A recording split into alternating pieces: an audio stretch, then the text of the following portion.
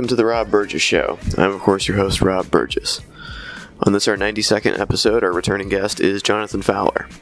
You first heard Jonathan Fowler on episodes 2, 10, 20, 21, 29, 30, 31, 32, 34, 35, 43, 48, 51, 56, 64, 74, 83, and episode 82, which also featured regular guest Ash Burgess of the podcast. Jonathan graduated with a BA in History from Indiana University in 2006. He is an unabashed left-wing political junkie. He has lived and worked in South Korea for 10 years, trying to help the citizens of that great nation hopefully talk pretty one day. And at Cha's suggestion, I'm trying something new starting with this episode. If you have something to say, record a voice memo on your smartphone and send it to therobburgesshow@gmail.com. Include voice memo in the subject line of the email. I have no idea what, if anything, I'll be doing with these, but it could be interesting. And now, on to the show.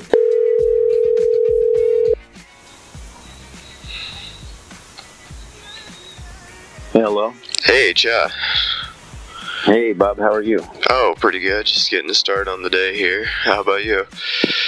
Oh, finishing it off over here. Yeah, it's almost the end of 2017 here. Tomorrow. Yep. Yeah, tomorrow's the last day. Yeah. What a year it's been. Yes, it has.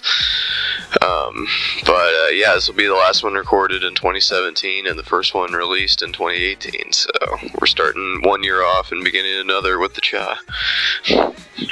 Yeah. It's I'm always here.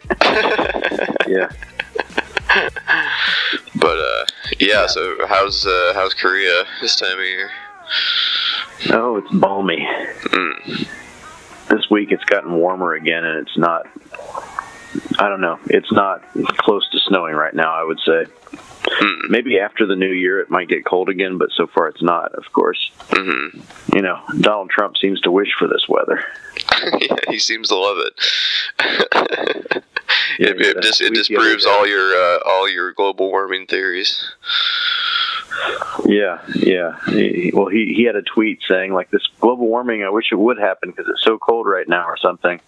I don't know what he said, but yeah, he had some ridiculous tweet the other day. Mm-hmm. Yeah, it's like snowed about 4 inches here last night.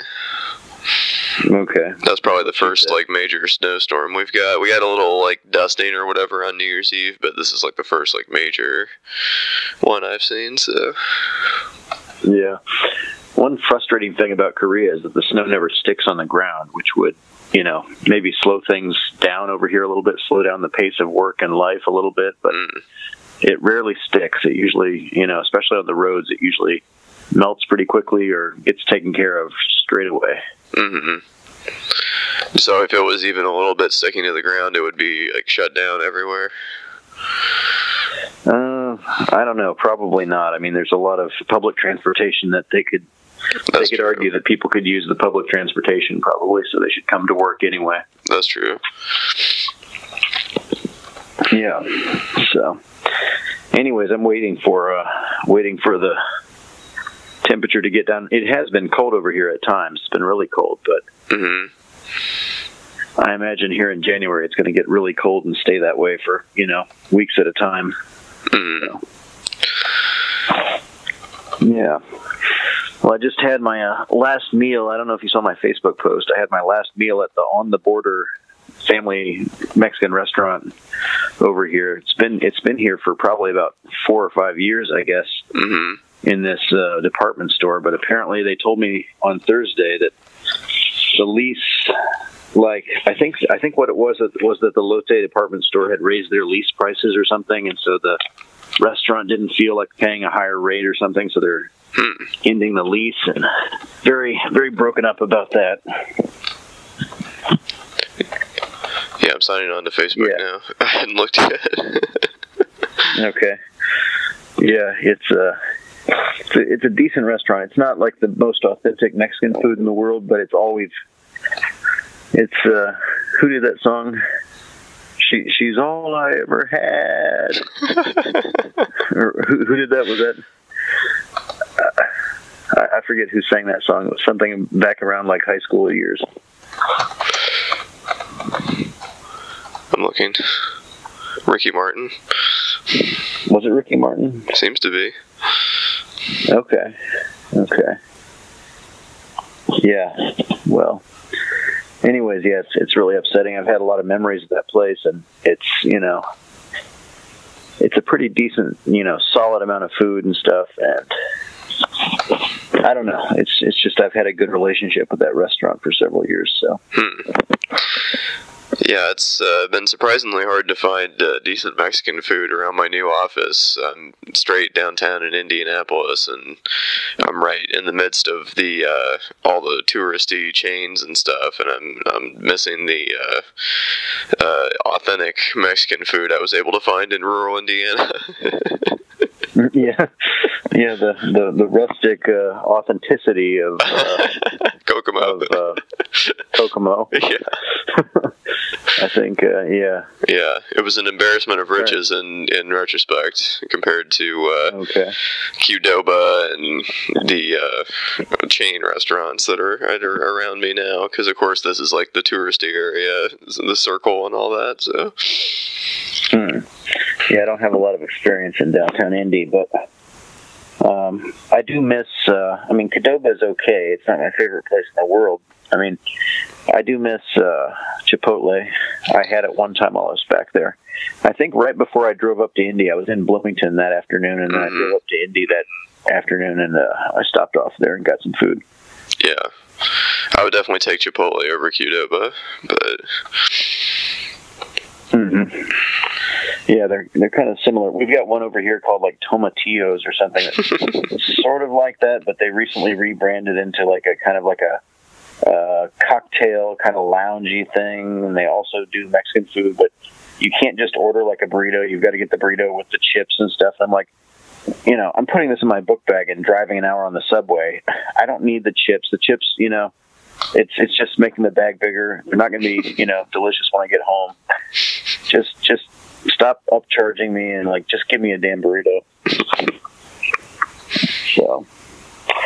But yeah, that's kind of what's going on. Otherwise, let me think.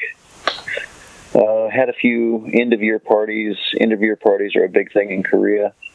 So you get together with your workmates or your students or your clients or your former workmates and stuff and colleagues and stuff, and you just get drunk or have dinners and stuff. So I've done a bit of that. Yeah.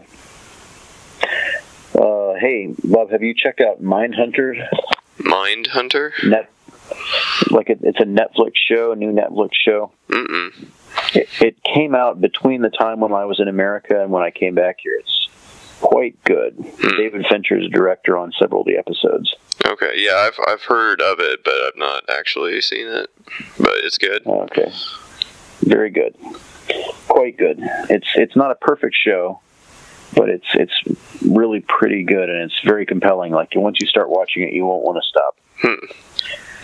If you like Silence of the Lambs, you'll probably quite like this show. Interesting. I'm trying to force myself to watch The Wire now, so... How far in are you? I'm like on episode 5. I'm struggling, but I'm keeping with it. I may give it a rewatch, and I can go along with you. We could do some Wire-centered episodes if you wanted to. Sure. Podcast here. Yeah. Because I tell you what, like that show, it's been a couple years since I've watched it, and that's one of those shows I can come back to again and again. I think I've watched it all the way through 2 times so far. Yeah, I okay. Of course, got it from you when you came with your external hard drive, but unfortunately the files you gave me don't have subtitles, so I feel lost most of the time. Oh, really? Yeah, I'm used to watching stuff with subtitles, especially stuff I've never seen before, so... Yeah, Bob, the less we say about my files on an external hard drive, probably the better. Oh, okay. I'll edit that part out. Yeah, good point. We don't want to alert the authorities. Yeah, and when it comes to Mindhunter, I'd like to just mention that I am a Netflix subscriber. Of course you are. And a very proud member. Love your service.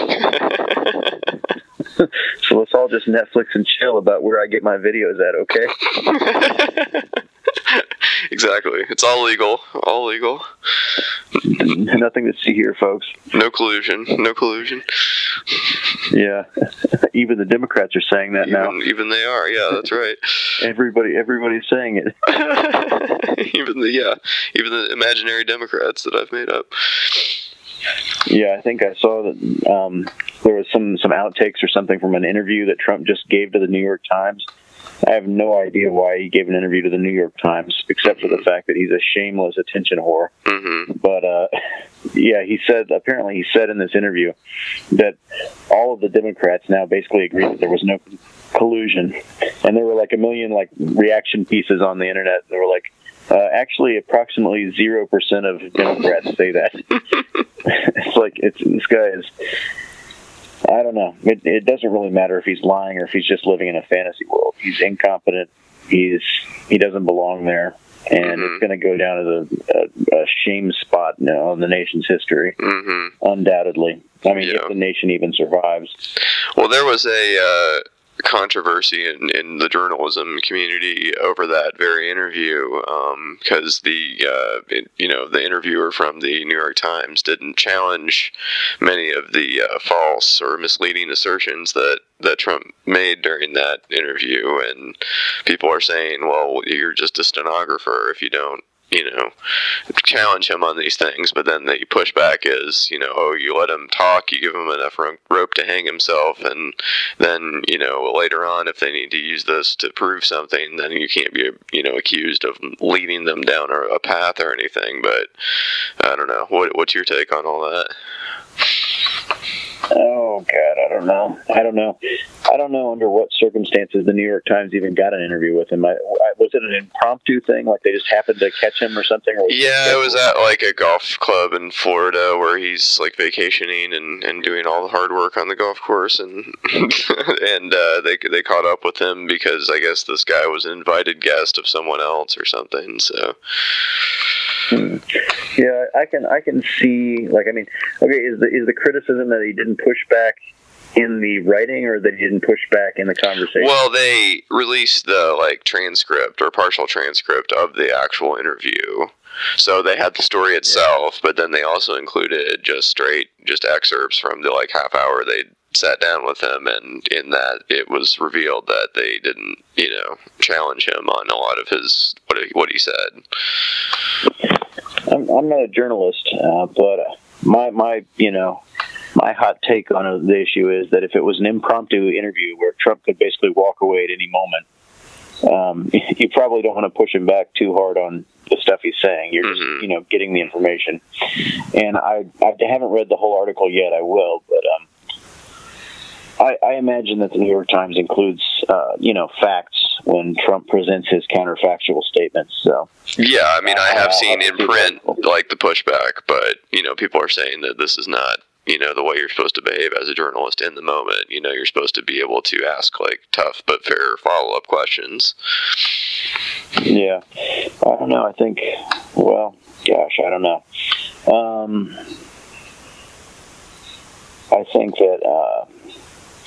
think that when you publish a transcript of anything that Trump has ever said, it ends up hurting Trump invariably, whether you annotate it in any way or whether you push back on what he says. I mean, there was one, I think it was the WAPO, was it Washington Post, 6 months ago or something, that did an interview where he wouldn't stop looking at the TV, and he was just all over the place and everything, and they couldn't get him to focus, and half the things he said were totally inaudible, which is unfortunately something that happens to me sometimes on this podcast. But I'm trying to enunciate clearly, and I'm trying to keep my head close to the speaker. Yeah, you're actually coming through pretty clear. So. Okay, good. I need to look into getting a microphone set that, I don't know if it should be a Wi-Fi Bluetooth thing or a wired mic or what, but yeah, I need to look into that. Yeah. So I don't know what's on the agenda here for today. I mean, it could go in a lot of directions, I guess. We could, yeah. I don't know. It's just like the new year, and I don't know. There's a lot to discuss with the Russia thing, I guess. But yeah, whatever you want to, we'll go with it. But how's Korea, this politically right now? Well, another year over, a new one just begun, as John Lennon once said, I believe, right? Yeah, I think that was it. I think that captures the situation with Trump right now. Mm-hmm. South Korea's political situation. Are they about to get Are they about to get an ambassador? Also, was that a thing I heard? I don't know. Somebody got picked or something. He might have been. I thought they had I guess they had an interim ambassador. I forget the guy's name. I want to say it was Victor or Cha or something. I don't know. I think it was a Korean American guy. But I may not have those facts correct. But I thought that it was a permanent replacement, but I think it was just a temporary thing or something. Yeah, because I think I've heard various people on MSNBC or whatever say that they still don't have an ambassador. So don't quote me on that. I'd have to do a little homework on that. But I do know for a ridiculously long time, like at least 6 months, we did not have an ambassador, and possibly up till now, almost a year later, we may not have one. So. Which is ridiculous considering how central the Korean situation has been for the past year. Yeah, for politically, domestically in Korea, politics are interesting. I largely appreciate a lot of what the current president Moon Jae-in is doing. He's a left-wing president. For example, just the other day I read an article that he had pardoned something like 3,000 criminals or something like that. And that most of them were convicted of financial crimes, or they were illegal immigrants, or they were elderly, or they were pregnant, or they were, basically, and apparently none of them were company CEOs or people convicted of, political money crimes and stuff like that, bribery, stuff like that. So I think that's a great step for Korea, I think. I haven't had time to, go through every single criminal and every single crime that they committed, but, it was obviously very symbolic for this president that he was not pardoning people who had been involved in political or no rapists, no murderers, and I don't think any CEOs of major companies who are usually the beneficiaries of pardons in Korea. So I think that was a good move. On the other hand, let's see, they've now banned after-school English programs for students from, I believe, the first grade through the third grade in elementary school, which effectively has killed the after-school jobs program over here for foreign teachers. Because, obviously, I worked at one of those for 2 years, and we never, we're never making a profit hardly, right? Right. And we were teaching 6 grades. And if you cut out 3 of the grades, you've got 3 grades left, you're having the number of students. And, for the kind of programs that are already struggling, it's pretty much a death knell for the after-school English programs.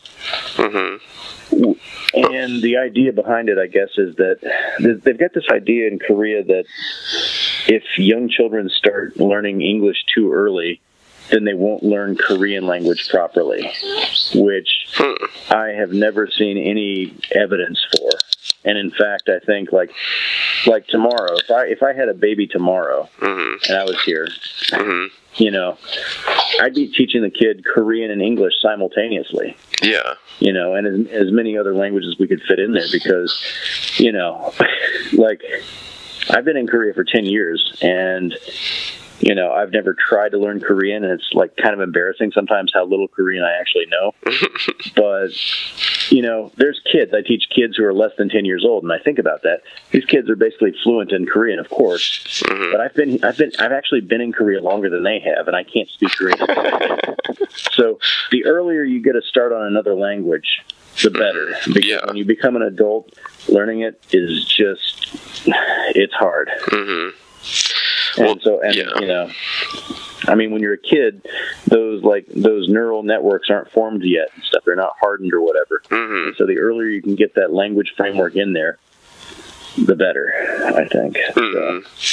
Yeah, I've definitely heard that as far as like learning languages. It's always better to start earlier because there's all those little nuanced things that you don't think about that, you can pick up much easier when you're not an adult. Because when you're an adult, it's, you're pretty much set in your ways and you can't hear those, especially with I feel like some Asian languages are have a musical element to it. So it's kind of like, you know what I mean? It's like that,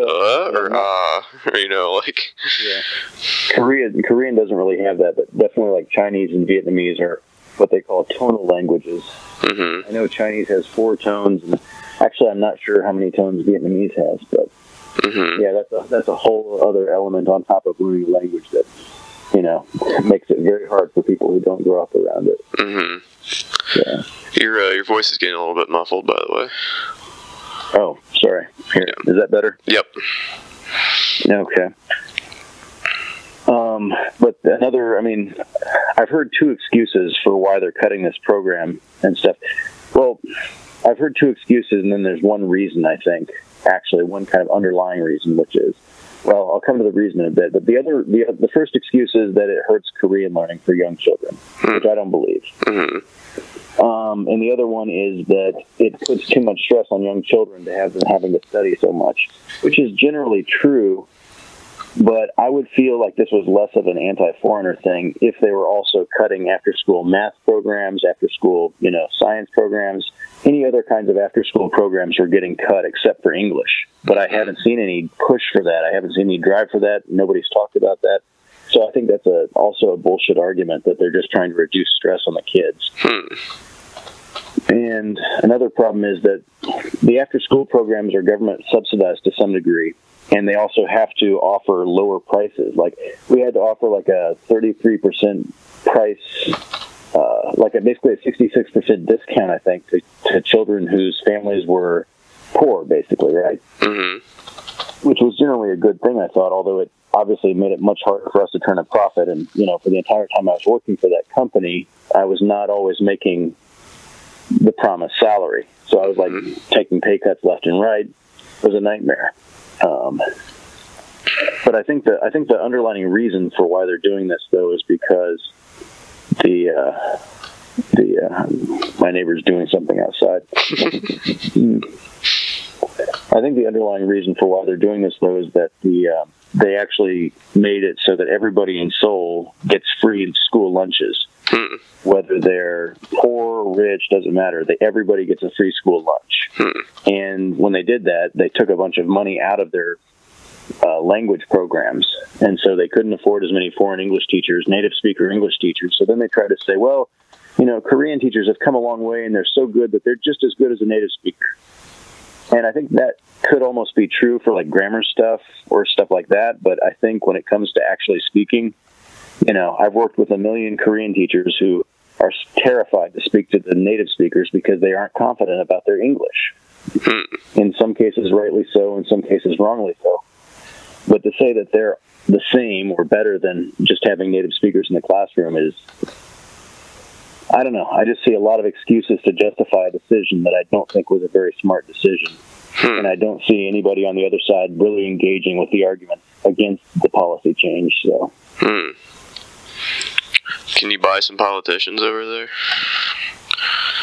Not on this salary. I think I bought Bitcoin a few months ago when I meant to.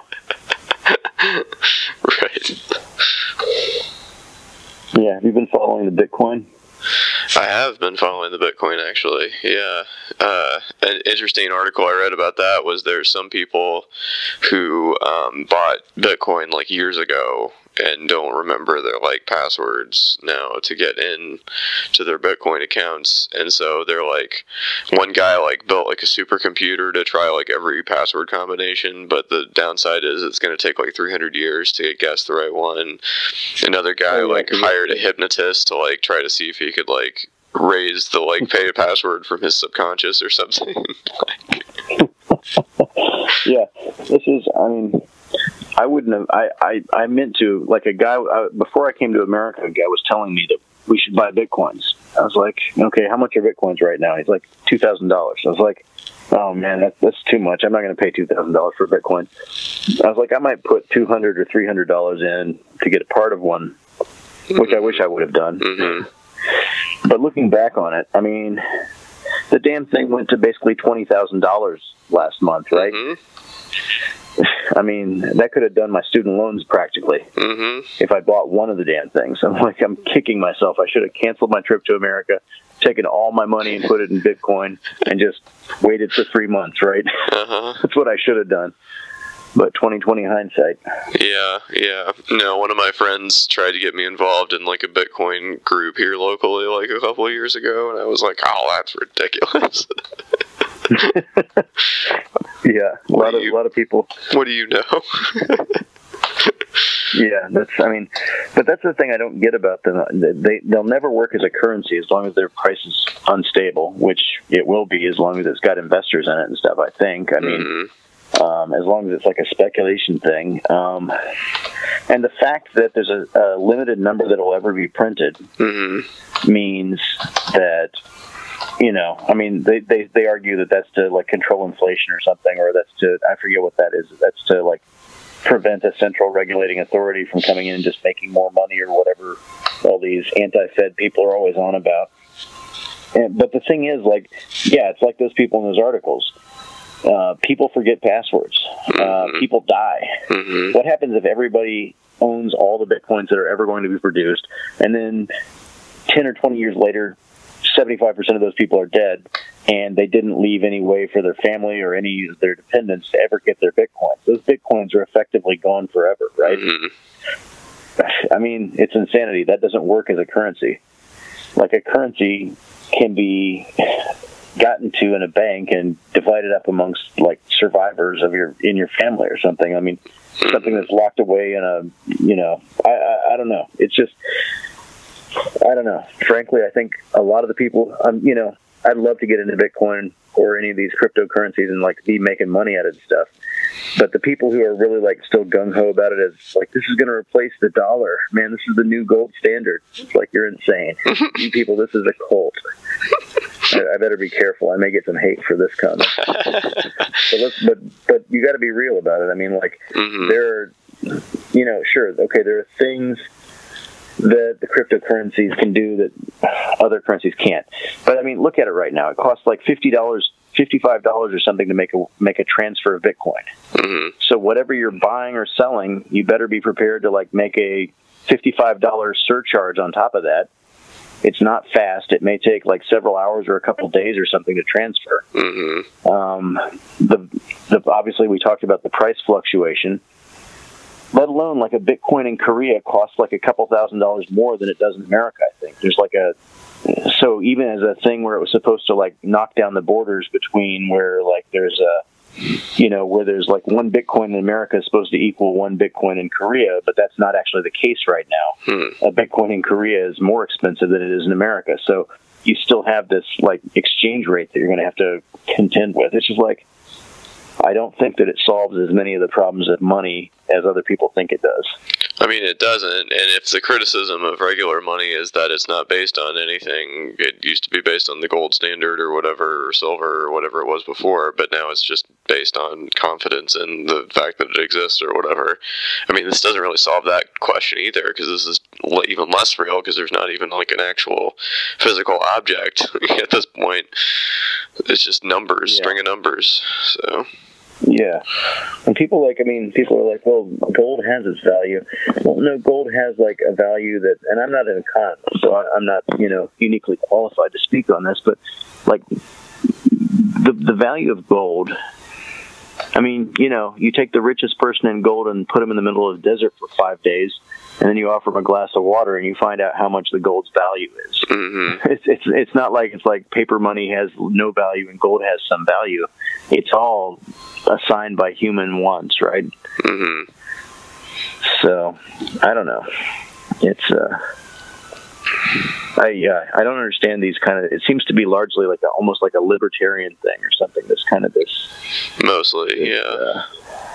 focus on how money doesn't actually have any value, and that we should be looking into alternative forms of money and stuff. I don't know. I say we just start trading pelts again. Yeah. I don't know. Yeah. But then you're going to have some libertarian saying like, well, but that's not, you can't, it's not scalable or something. Like, if I want to trade you, like, how many pelts is a loaf of bread worth, huh? Should I cut off part of the pelt and give you that? Huh?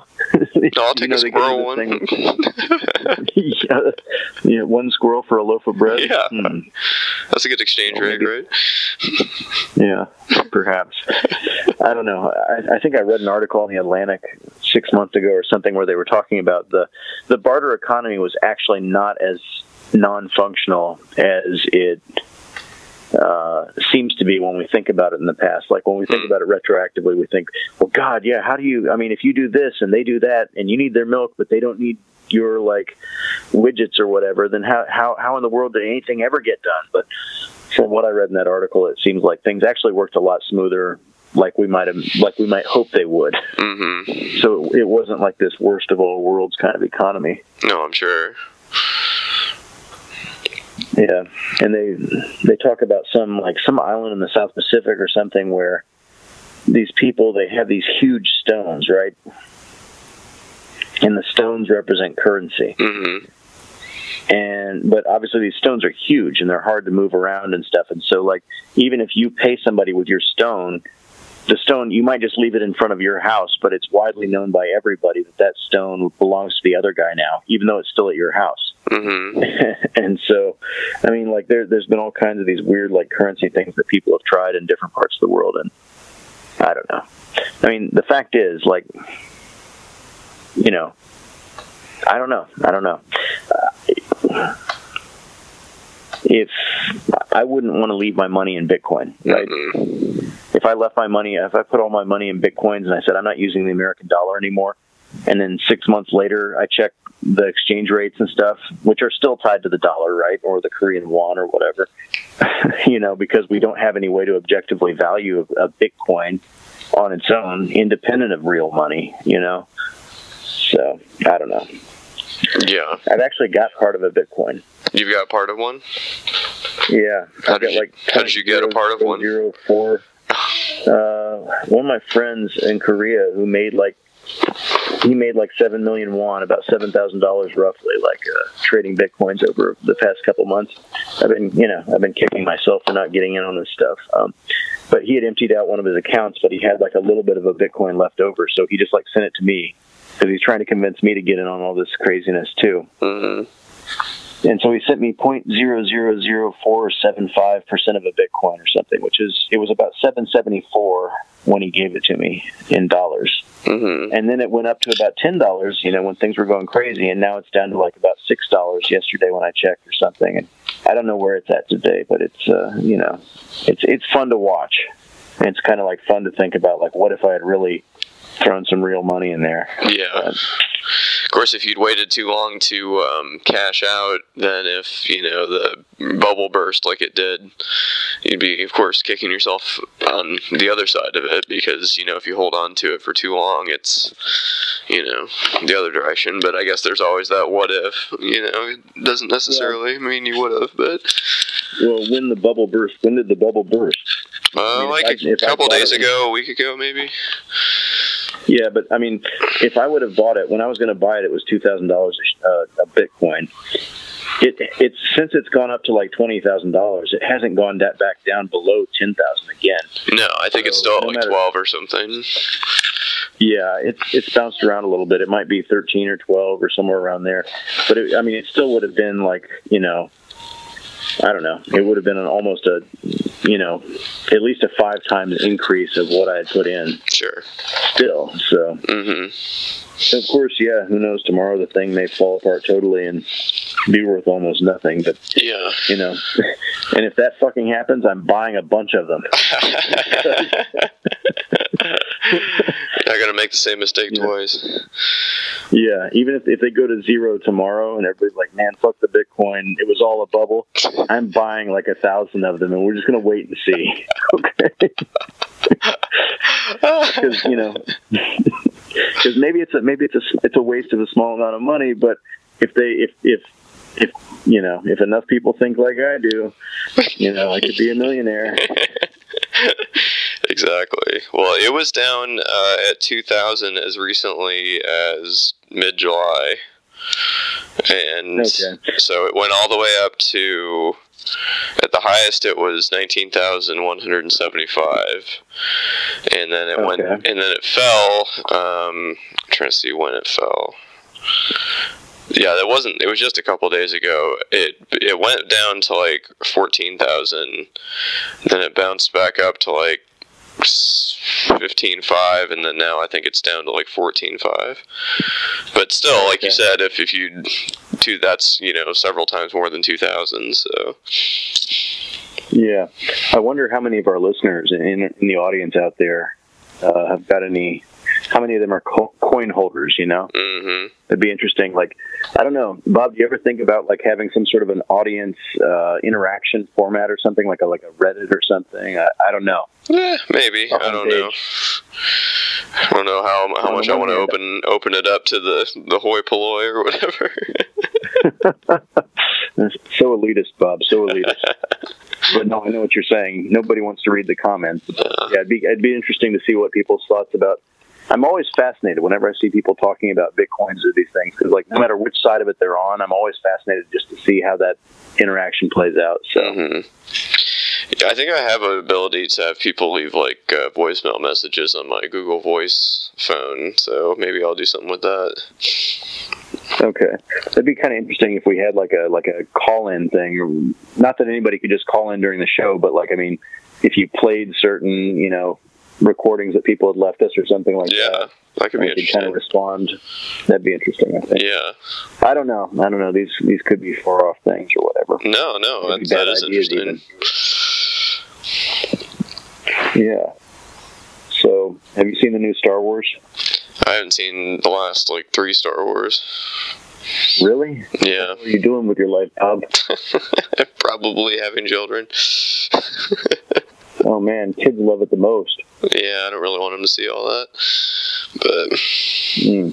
You don't want to expose them to the dark side of the Force yet? Not yet. We got time for that later. Okay. Yeah, I haven't seen the new Star Wars yet. I saw the last 2 that they came out with, though. Episode 7, and then that one that they had that was kind of like an offshoot. I don't know, what do you call it? Oh, the one where they stole the Death Star plans, Mm-hmm. And then they, well, I don't want to spoil it, so. But yeah, anyways, that's a thing that's happening now. Mm-hmm. Yeah, I downloaded it, but I'm too scared to watch it. Yeah. Yeah, I've heard it's really scary. I've seen the old one from TV with Tim Curry. Yeah, I never saw that either. Or maybe I might have seen that over at the Eubanks or something one time. I don't remember, but clowns, since high school, clowns have freaked me the hell out. Mm-hmm. So, what with John Wayne Gacy and so forth. Oh, yeah. So, I don't know, but I want to see it. It looks like a good movie. It looks like an interesting kind of coming of age, kids, adults talking about when they were kids and this crazy clown was doing crazy stuff in their neighborhood and stuff. It looks like an interesting and compelling story. And, Stephen King, not the greatest writer in the world, but he's a decent writer. He's a good writer, basically. Mm-hmm. And so, yeah. I don't know. Want to see it. Yeah, I want to. Yeah, I heard there's a scene in the book. Sorry, what were you going to say? I just got to psych myself up to watch it one of these days. Yeah, you said you're mostly alone when you watch the horror movies over there, so it's too scary. Yeah, I watched when the Chinese teacher, unfortunately, I guess my ex-girlfriend, she left Korea. She's back in China now. But, yeah, we watched Ju-on the Grudge one time at her house. And for a while, we were just, like, laying on the bed watching it on the laptop or whatever. And for a while, she just turned away from the screen. She wasn't even looking at the screen anymore. She was just looking at me. I said, watch.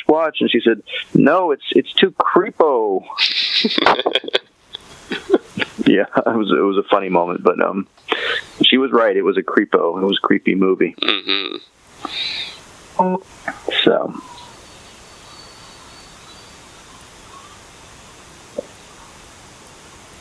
So anyways, yeah. Sorry, I got a text message there. Oh, it's all right. I heard it. Yeah. So yeah. Anyways, yeah, well, I guess I don't know. I don't know. Where do you want to go from here? He was watching a Thomas the Tank Engine video on YouTube, and there was an ad in the middle of the video, and he started crying. That happens to me sometimes. That's how I feel. Yeah. I start screaming at my iPod and iPad, and I start pushing where the button should be before it even is there. Yeah, exactly. Or like it's or the skip thing turns into you wait till after the ad. Like they don't even give you the option to skip. I hate that one. Yeah, I hate it. Like especially when I'm getting a shower in the morning and I have my iPad there and stuff, and I'm listening to like the news or something like that. Mm-hmm. And an ad comes on, and I go to push the button, but like I've got water running down my arm, and so that lands on the iPad, and then like it starts clicking through random videos again and again and again until I get the water off the screen. Total nightmare. Oh man. Get one of those waterproof cases so you can take it into the shower with you. Yeah, maybe so. But yeah, it's a problem. Yeah, you may as well get used to that early in this day and age. But yeah. So what's going on? What's going on with Iran right now with the protests? I've just been hearing about this. I saw some headlines. I haven't dug into the articles yet. I heard there were anti-government protests, and then I heard that today that there were pro-government counter-protests.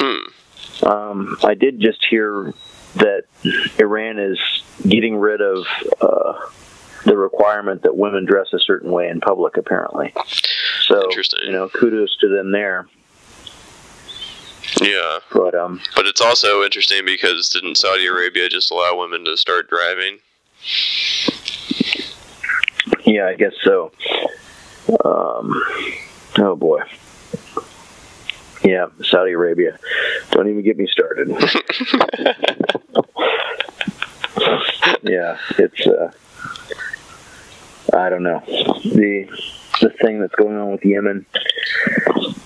What a nightmare. Let alone, Israel, Palestine, the occupied West Bank,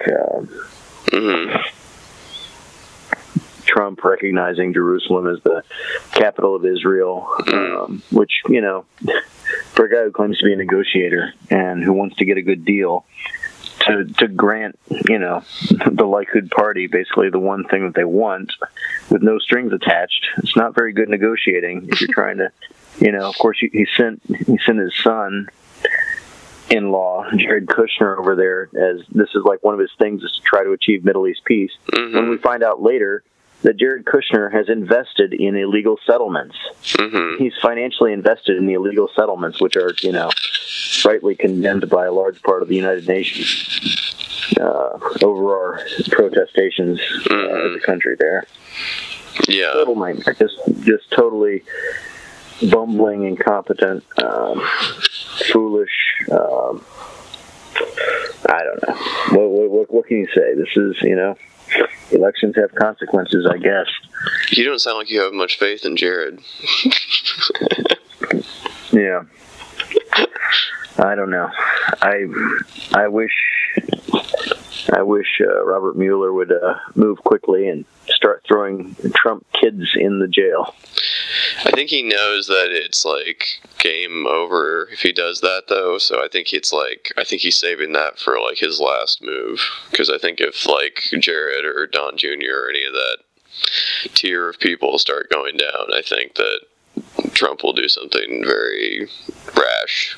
So I think that he's probably like trying to make the best case he can before then, and just save that for the very end, and maybe hand off the work to state attorneys general, in case that happens or something. But yeah, I don't know though. I think the longer this stuff drags on, I don't know. It's it's like the frog in the boiling water, right? Mm-hmm. It's just like the longer it drags on, the less shocked the American people are going to be when he ever comes to any conclusions. Yeah. And if he did try to throw one of the Trump kids in jail, and then Trump fired him or something like that, that would really put I have no faith that the Republican Congress people would do the right thing at any point. Mm-hmm. But that would really put them in a spot where they either have to or they're going to look really bad. And, it would force certain issues, Mm-hmm. It would clarify things for a lot of Americans, I think. Mm-hmm. So. Yeah. Well, as one of my other guests, Sarah Kensinger, said that, they're not even necessarily laying the groundwork to fire Mueller just in case, they're really just trying to inoculate the public from what he might bring to the light in case he doesn't get fired. You know what I mean? It's like, even if he doesn't get fired, whatever he comes up with will be tainted by these Republicans in Congress who are muddying the water and, all this. So yeah, I think the entire Republican Party, pretty much, almost without exception, is a giant criminal conspiracy at this point. Mm-hmm. They think they're muddying the water. They're not. They're confusing their base, which is a radically confused group of people already. The Trump base is. I think I saw a poll yesterday that like 44% of Republicans, all Republicans, not just Trump voters, mm-hmm. think that Trump has already repealed Obamacare. Yeah, I saw that.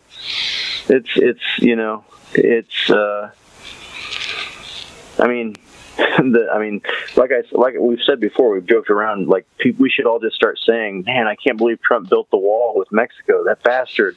And they say, yeah, he did build the wall. You libtards don't like it, do you? But he did. So, and then he'd never actually have to build the wall because, the people who the wall was designed as a political wedge issue, they already believed it was built, and they would, right? Right. So... yeah, it's a very faith-based model. It's like that. It's like that line in, Napoleon Dynamite. "It'll make all your wildest dreams come true." So.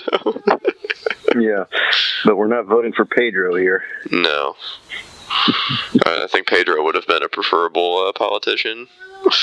Yeah, I think a large part of America is voting against Pedro, if you will. Yeah. So, but yeah, what do you think about the first year? I mean, we're coming up on the first year. Yeah, we should probably try to sum this dumpster fire up somehow. Yeah, it's the one thing I will say about it that's kind of a good thing, maybe, I don't know, is that I feel like this year has gone quickly. Mm-hmm. And I don't know, it's really weird. I mean, it's like I feel like it's gone pretty quickly. Yeah. For all the bad shit that's happened, all the dumb shit that Trump has done every single day, like the year, I don't know. Next year may be long, but I don't know. Mm-hmm.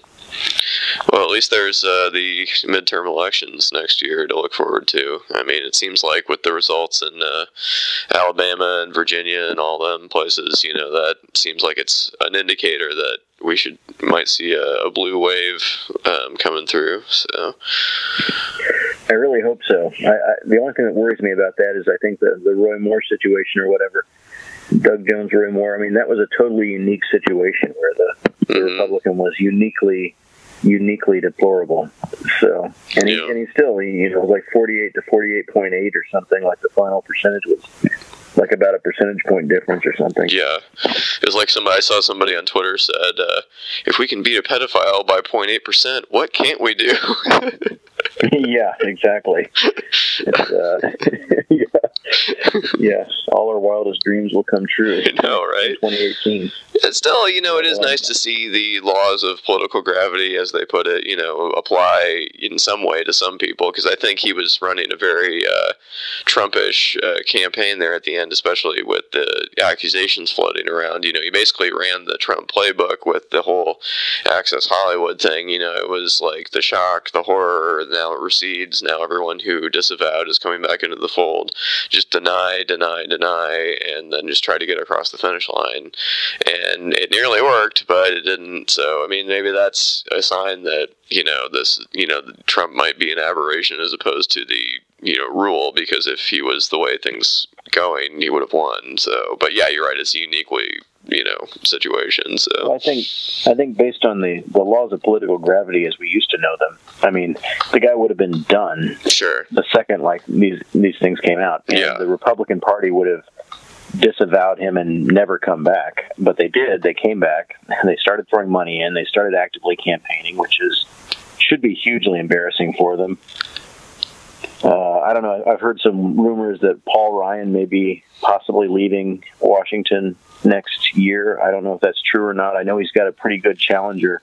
Mm-hmm. Like that guy with the mustache who's in the union or whatever is going to challenge him on the Democratic side, and looks like he may have a decent chance. I don't know. I like the guy. The Iron Stash.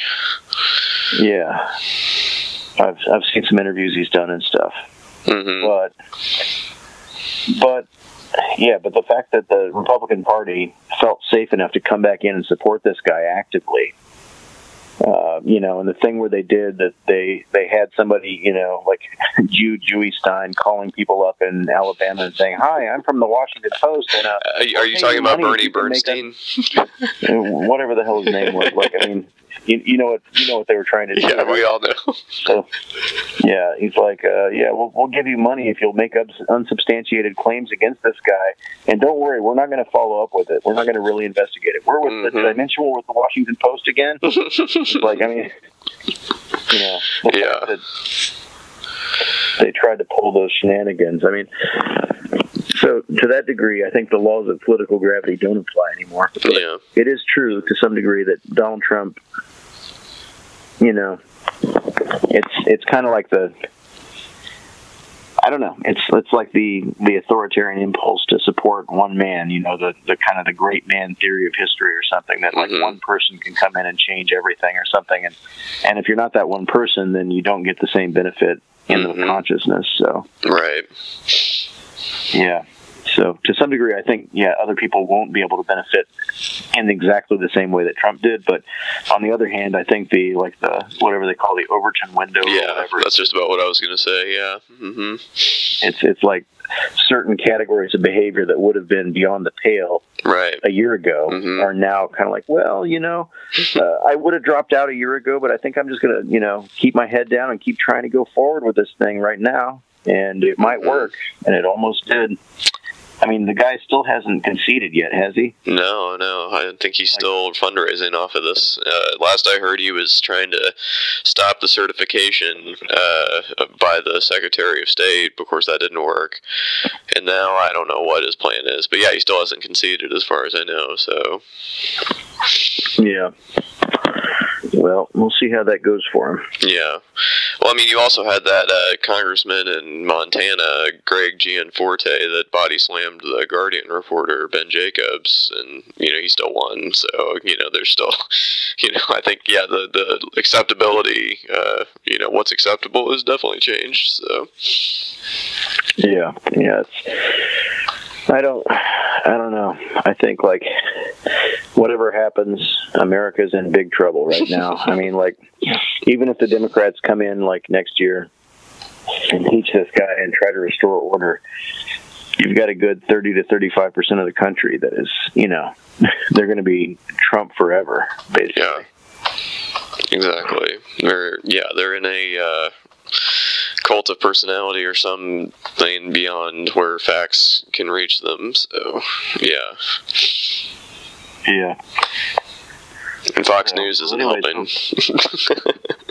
Well, of course not. It's not here to help.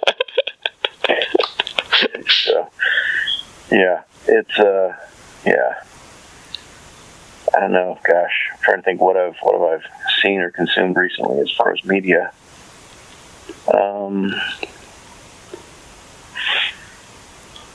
I don't know. I read an article. Let's see. What did I read? I read an article in the New Yorker earlier today.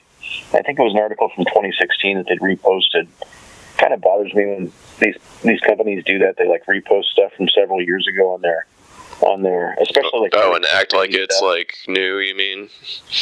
Well, yeah. I mean, if they mention in the title, this is one from our coverage years ago or something. Oh, okay, that's fine. But when they just drop it on there and like they have people go to each other's throats and stuff in the comment section, and then like you check the date on the article and it's like, oh, this is like 2014. Yeah. Why the hell are we still like fighting over this?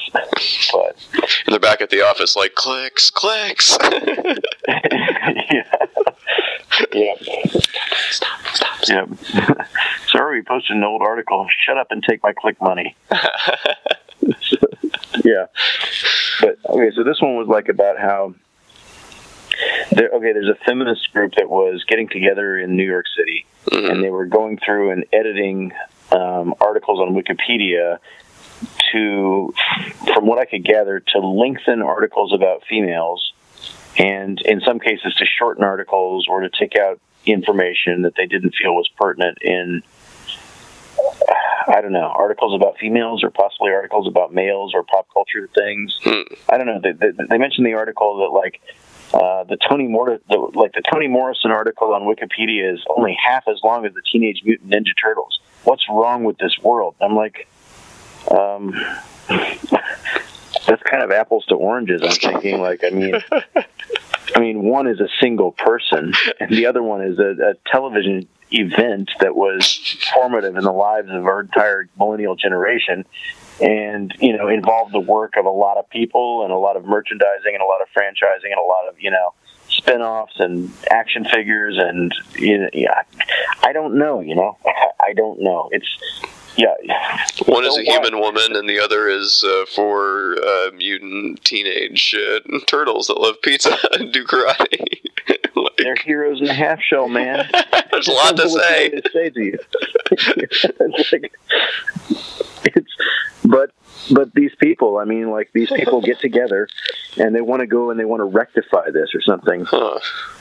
And this one guy was like, he was in there and they talked to him and he was like, I'm editing this thing about this woman in India who was known as the Bandit Queen. And she was like a violent criminal, but she went and she became a politician in India's parliament or whatever. I'm like, okay. And actually, I think I've read her Wikipedia article a couple of years ago. For some reason, it was linked in something else I was reading.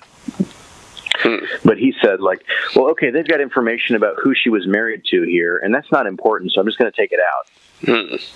And I'm like, as a history major, I'm just cringing on the inside. I'm like, once factual, good information is there, to take it off the record for some sort of a misbegotten political ideology.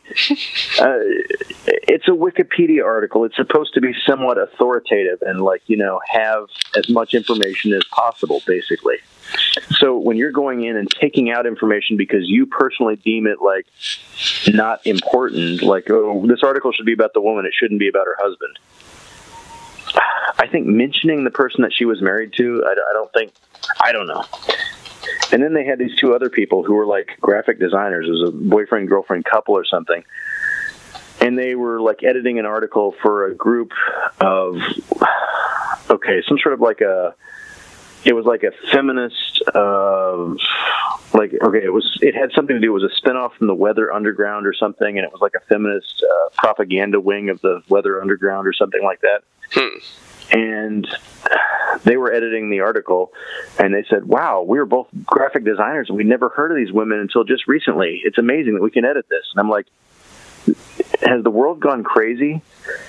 You're admitting in the article that you had no idea who these people were until 5 minutes ago, but you feel like you're qualified enough to get together just because everybody's editing articles that you're going to edit this article for these people that you've never heard of before.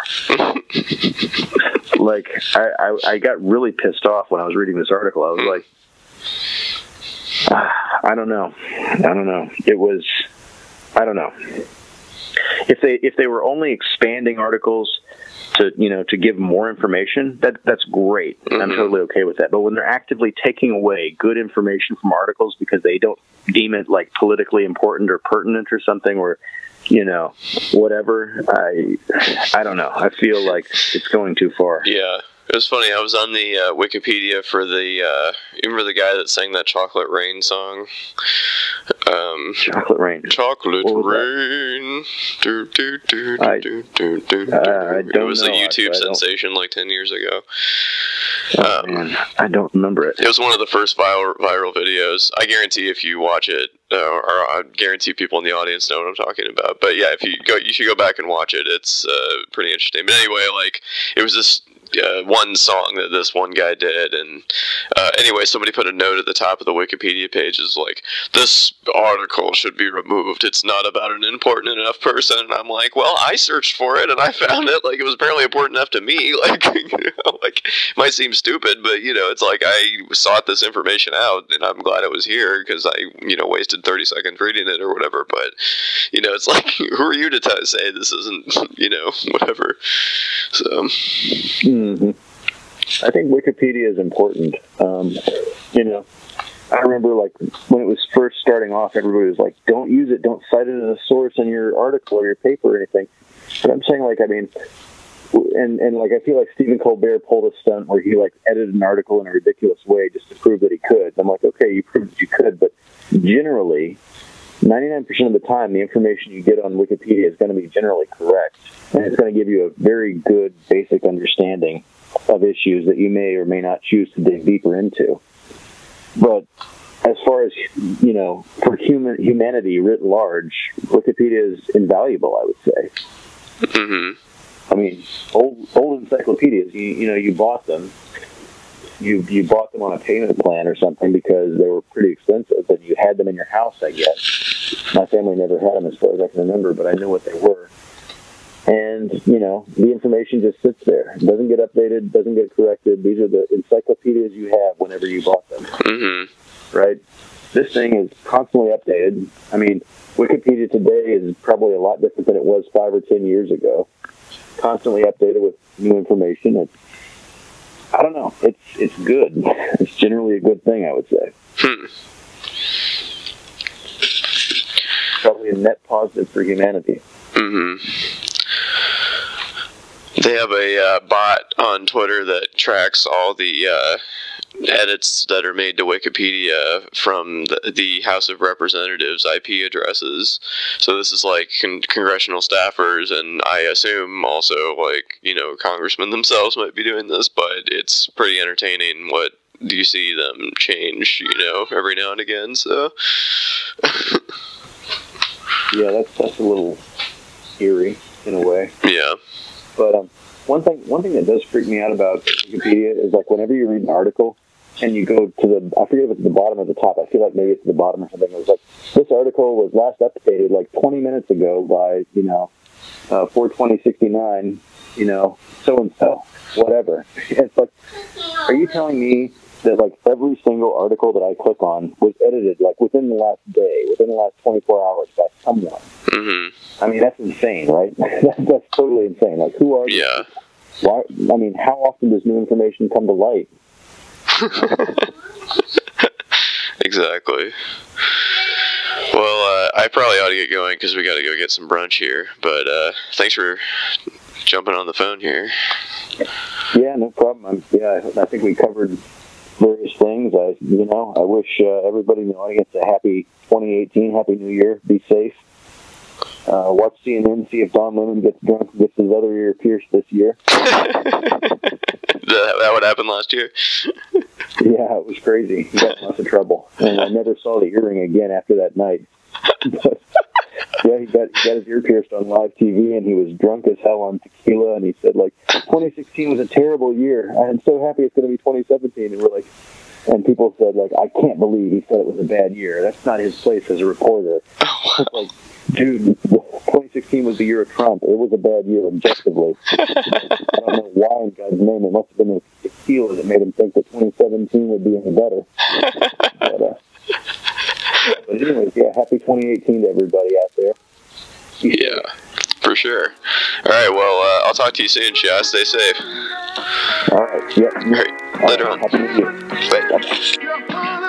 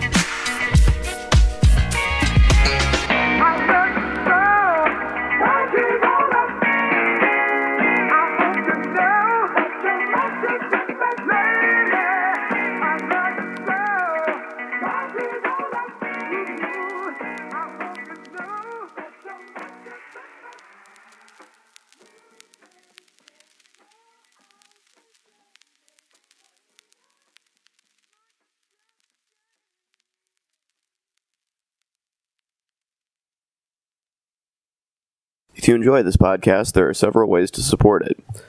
I have a Patreon account, which can be found at www.patreon.com/Rob Burgess Show Patreon.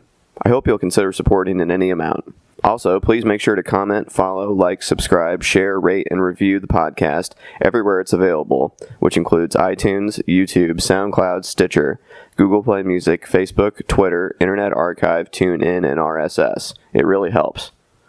The official website for the podcast is www.therobburgessshow.com. You can find out more about me by visiting my website, www.thisburgess.com. Until next time.